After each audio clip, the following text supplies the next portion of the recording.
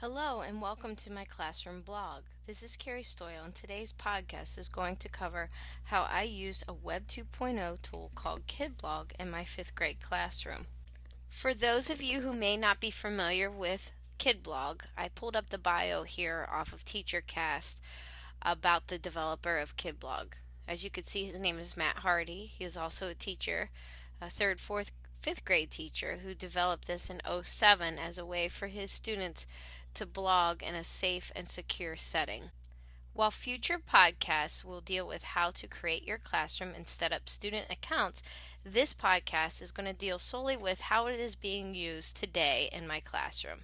As you can see, these are the posts that students most recently created. I also have a blog directory down here with both teachers and students who are part of this blog. That means that these people have password protected accounts that can only view, post, and comment the activities that go on within this blog. Today I'm going to share with you how I use the KidBlog for 21st century math journaling. I think it is important to write in all content areas, especially in the field of mathematics. This helps students develop the critical type thinking skills and mathematical process skills necessary to be successful. By using this type of blogging, students also develop strong written communication and collaboration skills individually as well as through the modeling of their peers. Let me go ahead and show you what a typical blog post would look like in my classroom. Once the students have typed in or clicked on the link to the address provided for our KidBlog, they will see this will pop up. It's a list of all of the posts with student names, but as you can see, if I click on one of these posts, it won't let me read the post until I have logged in. Once they have logged in, by clicking their name from the drop-down menu and simply typing in their password, it takes them directly back to the post that I've selected. In this case, I'm going to actually go back to all blogs. I'm going to scroll until I find the blog directory, and I'm going to find my name. The students also do this. They know the expectation once a new post has been posted by me, they go directly to my blog, and they can read the expectations for the post. Here's a recent post that I had the students blog on January 8th. As you could see, I clearly write the directions, the task, the expectations, along with a rubric of how the post will be scored. Once the student has read the expectations, they are ready to begin. They go ahead and scroll back up to the top. They'll click on New Post. Once this opens up, here is where they can enter their title, and in this case they will enter FDP, oh my, by, and their name. Within here is where they'll write their explanation to the question that has been asked. They may also go ahead and add media from their computer, from a URL link, or also from their media library. Once they have finished their posts and done their proofreading, they go ahead over here and they will tag it hashtag FDP, or as you can see, there are different versions of that. Either way, when I do my search, all of these posts will come up in my search with this tag. After the students have tagged their post, they may go ahead and do one of two things. They may publish or save the draft. I'm going to go ahead and click publish. As you can see, it's published. The students can see it on their end, but they also have the option to always go back and edit their post. As a teacher, it is important to select or write open-ended journal prompts. These open-ended prompts lend itself not only to differentiation, but provide you insight of students' level of understanding of the concept through their explanations.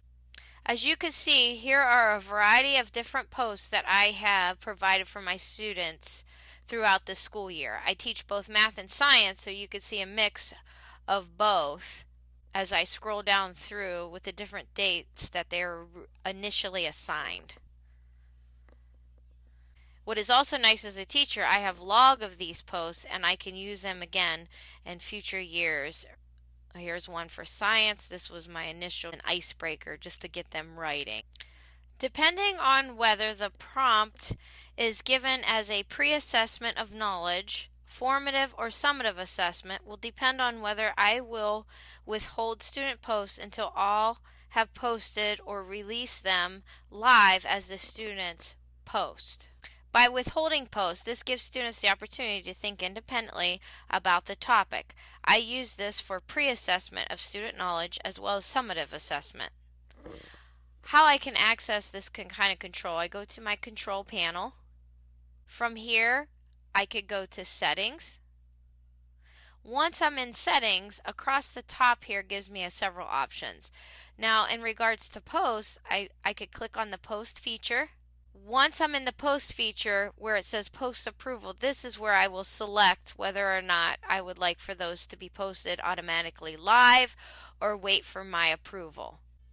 I can also have the same control over comments, again, by selecting approval. By withholding posts, this gives students the opportunity to think independently about the topic.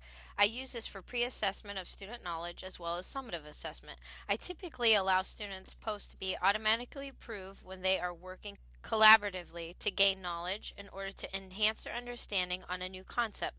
This is also nice for differentiation because it allows students to collaborate by reading other posts and ask questions for new understanding or inspiration.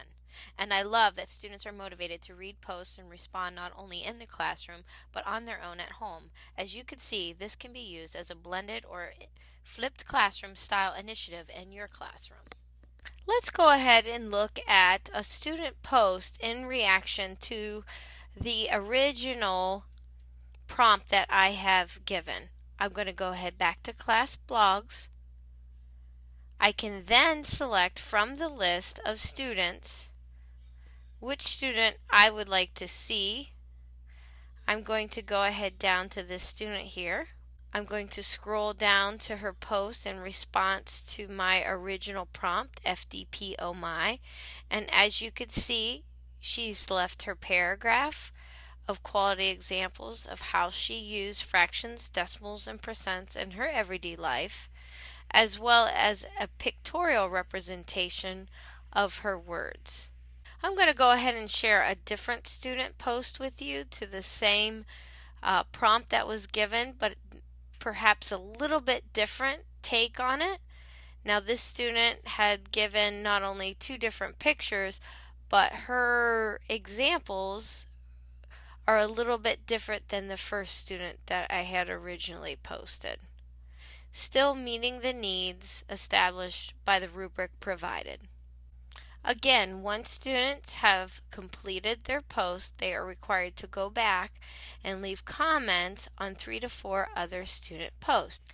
At the beginning of the year, I spend a lot of time on what is expected of a quality comment to a student post. I will bring in from a variety of different stores different kinds of chocolate chip cookies, depending on the allergies, of course, in my classroom. I will have these students taste the cookies, talk about the cookies, and rank them from 1 to 4. Once these cookies are ranked, I will ask them some insight of why they ranked the cookies in the way that they did. Through discussion, we are establishing what we feel is quality. Once we establish what quality means, we then think about how we can apply that to our best peer feedback comment. By doing that, they will go back to the top of their screen, select all blogs, and they can find other student posts one of two ways. They could go to recent posts and take a look at posts that have FDP oh my in the title. They could select a student post, or students can go to the blog directory and select a specific student, and then by clicking comment, they could go ahead and leave their quality feedback. As you can see, this student has a lot of quality feedback that has been given to her posts. Once I scroll to the bottom, as you could see, I could leave my post comment here, and I could also click this box in order to make it private. That way I can embed the score that the student received on that post within the comment that I submit, as well as my critical feedback. When evaluating peer feedback through student comments, I'm looking for a number of things. I'm looking to see, did they provide one or two sentences of positive feedback as well as one or two sentences of critical feedback of how the student can improve their post. What's nice about KidBlog is I have the power at any time to delete and remove to the trash any comments that I feel are empty, in the sense that they will not enhance the learning of our students. I hope you enjoyed this intro podcast of how the Web 2.0 tool KidBlog can be used to enhance the learning of your students.